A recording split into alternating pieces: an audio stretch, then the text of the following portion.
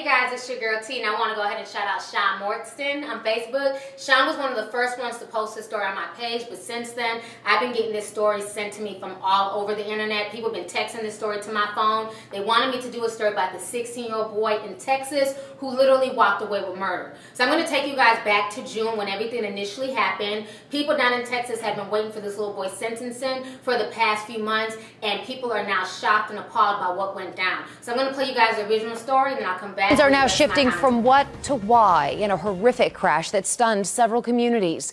Good evening and thank you for joining us. I'm Karen Borda. Doug is off tonight. We know tonight that a total of 16 people were involved in a horrific chain reaction crash in southwest Tarrant County early Sunday morning. 4 of those people were killed. CBS 11's Jason Allen is live at the crash site near Burleson. And Jason, I understand there's now a plan in place for a safety review out there? Yeah, that is something that's going to get started the next week, Karen. And we are just in an area that's just off of I-35. There are homes here. There are developments further down. But the road to get here, which carries a lot of traffic, is essentially just a 2-lane rural road. This crash happened at midnight. And if we turn our light off, you get an idea just how little you can see. Investigators were still taking pictures and measuring distances today along an accident scene that stretched hundreds of feet down Burleson-Retta Road. And they revealed a clearer picture today of what was a chaotic scene. It started when 24-year-old Breanna Mitchell lost control of her SUV and ended up in a ditch. 2 residents came out to help, just as youth pastor Brian Jennings drove up, parked his pickup in a driveway, and got out to help himself.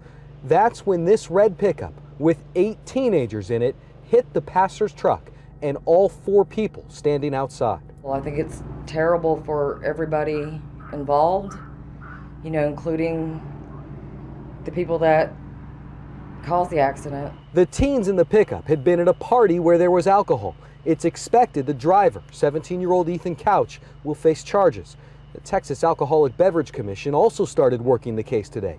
It will try to figure out where the alcohol came from and the person who provided it. The crash also focused new attention on the road itself. I think it's dangerous at nighttime, and there's a lot of blind corners, and if you're an inexperienced driver, or if you're influenced with something and something's in the road, you're not going to have a chance to stop. Like, they need some lights out there or something.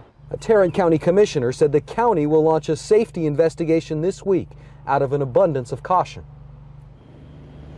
I shared some text messages tonight with a friend of some of those kids who were in that red pickup truck. Several of them knew each other from high schools in the Keller ISD. I just saw the original story. So as you guys saw, there was an accident. This youth pastor came out to come help this woman who had gotten into an accident. While he's out there being a good Samaritan and helping them, this drunk teenager ends up plowing into them and killing all these people. This young boy's actions literally caused 16 people to be hurt. This whole situation is just insane. But what's worse than him killing these people is the consequences for his actions. What pisses me off is that there were literally no consequences for this young man's actions. I'm going to go ahead and play you guys this news clip, and then I will come back with the rest of my commentary. But he won't do any time. Tonight, outrage builds against this 16-year-old's probation sentence for killing 4 people while drinking and driving. Some of that outrage is from the people who responded to that horrible wreck. They say the judge's call was the wrong one. CBS 11's Arzo Dost is in Fort Worth, and Arzo, Tarrant County's sheriff was one of those people stunned by this?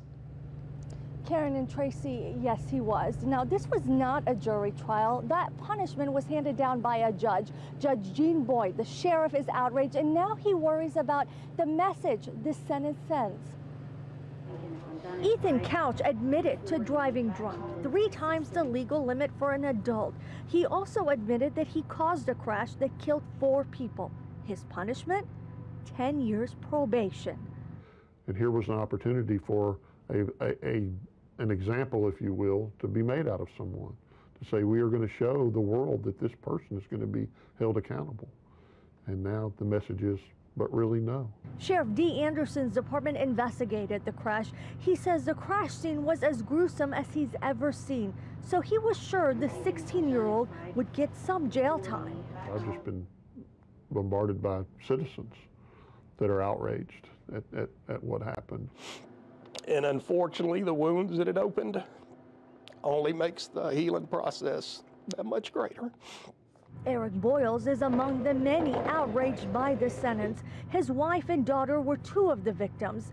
and he was understandably emotional yesterday after the sentence was announced. We had over 180 years of life taken, future life, not 180 years lived, but 180 years of future life taken. And 2 of those were my wife and daughter. Judge Jean Boyd said in court that even though Couch was responsible for what happened, she didn't believe he would get the necessary therapy and treatment in jail. Sheriff Anderson wonders who's thinking about the victims and their families. What is that man who walked out of his house and saw his wife and daughter literally taken apart? What does he receive? Now, I also talked to the executive director of MAD, and he echoes what the sheriff has been saying all day about sending the wrong message. Now, we wanted to talk to the judge, but she's not commenting. She tells me that it would be an ethical violation. Live in Fort Worth, Arzo Dost, CBS 11. Okay, so you guys just watched the news clip. And the thing that bothers me with this whole Ethan Couch situation, now it's been revealed that there's a twist to the situation. I want to go ahead and shout out Heart of Chica on Twitter. So they had sent me this updated story on Twitter, and come to find out this judge is now under scrutiny because another child who killed one person ended up getting 10 years in prison. This child happens to be African American, but this rich white boy gets off on affluenza. They're calling it affluenza. Basically what they're saying is because he was so spoiled and he was so rich and he's never been given any consequences is why he went to a store, stole a beer, got drunk, and got behind the wheel with his friends. You know, this whole situation is bullshit. And I did the story the other day about the black woman who was the teacher who got caught sleeping with her student, and they gave her 38 years in prison. And I said in that video that it's funny how whenever it's a black person committing the same crime that white folks have been committing for a long time, it's funny how they throw the book at a minority. It's funny how they'll use a black person to send a message. You know what I mean? How many white teachers have slept with students and have literally gotten a slap on the wrist and gotten probation? A black woman does it and they sentence her to 38 years in prison. I'm not siding with this woman. I'm not making excuses for this woman. What she did was despicable, and I think a message should be sent, but the message should have been sent with all these white teachers who have been sleeping with their students. And then when I speak on it, I have more black folks attack me than white people. Like I said before, the criminal justice system is not here to help out minorities. They're not here to look out for your best interest. You either walk a straight line or be prepared to do some time. Because if this is not proof to you that the justice system is corrupt and that it works for some and not for others, I don't know what is. And folks are saying, well, it's mainly because he's rich. Yes, it's mainly because he's rich, but I doubt that a rich black kid would have got off that easily. And then I always have folks who will say, well, it depends on the state. Every state is different. Oh, really? Well, now let me remind you, there was a story that I did back in May about a 42-year-old man. His name was Willie Ward, and they sentenced him to 50 years in prison. For what, you ask? For stealing a pack of ribs. 50 years because he was a habitual thief. Never killed anybody. He literally stole some ribs and they gave him 50 years in prison. And folks were saying, well, oh, well, that's what he gets. The laws are not fair. The criminal justice system is not fair. There's no way in hell that this man should get 50 years in prison for stealing a rack of ribs. But this Texas juvenile who done took 4 lives and ravaged those lives of 16 people in total gets to go chill in a rehab in California, while these other people will never see their family members again. I think this is sickening. It's not sending the right message to that boy. It's letting him know because he has wealth and influence that basically he can get away with murder, which he has. He's not going to learn anything from this. All they're doing is basically showing him that he is above the law and that he is beyond reproach, and that's bullshit. If this was a young black teen, mark my words, he'd be doing life in prison right now for taking those 4 lives. You guys remember a few years ago I had did a story about Amy Michaels. Amy Michaels was a straight-A student. She had a good job. She had never been in trouble. She did a hit and run that ended up killing 5 people. Guess how much Amy's sentence was? Even though she'd never been in trouble, she wasn't spoiled, they gave her 36 years in prison. And then they also gave her mother 8 years in prison for basically trying to help her cover up the crime. I'm not saying what Amy did was right. To me, Amy does deserve those 36 years in prison because of all those lives that she took, but so does this young man. This young man definitely deserves those 20 years that the prosecution was trying to push for. What makes his situation any different from Amy's? And Amy's was an accident. You know what I'm saying? It wasn't like she was drunk. It was an accident. Had she stayed at the scene and confessed, she probably would have got a slap on the wrist, but because she tried to hide it and it showed how flawed her character was, is why the judge threw the book at her. So she can get the book thrown at her because she made bad decisions after the fact. Why wasn't the book thrown at this kid for the decision that he chose to make? I just find that it's bullshit. To me, white privilege is real. Y'all can say what y'all want to say. Y'all can say that I'm race baiting, you know. And the funny thing is that I have more black folks who come at me when I talk about, you know, the differences in the justice system and how it's unfair. I have more black folks taking up for the system than white people. A lot of my white subscribers will be like, you know, I do agree with you. There is a big discrepancy in the justice system. But then you'll have black folks trying to go off on me like, oh, you're just, you know, you're tripping, and oh, well, they shouldn't have committed a crime. Of course, nobody should be out here committing crimes or doing stupid stuff. But people are going to commit crimes. But my thing is that it needs to be fair. That's my only thing. If you're going to say that somebody deserves 38 years in prison for molesting a child, cool. I have no problems with that. Being that I was a victim of the same thing, I have no problem with that. But let's do it for everybody who molests a child. Male, female, black, white. Why should a man serve more time for having sex with an underage child than a woman?